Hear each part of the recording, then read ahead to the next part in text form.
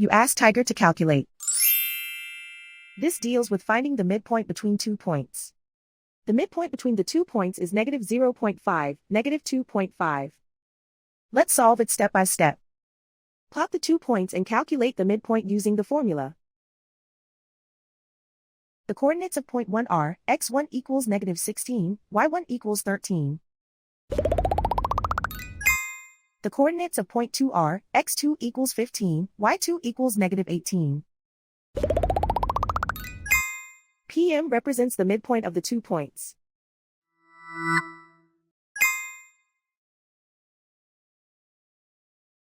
Use the x values in the midpoint formula to find the midpoints x. x1 equals negative 16.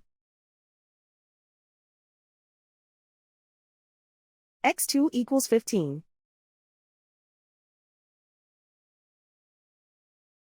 Simplify the arithmetic.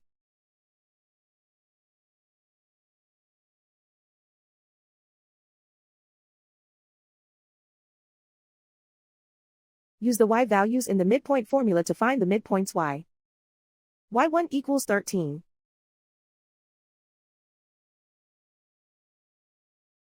y2 equals negative 18. Simplify the arithmetic.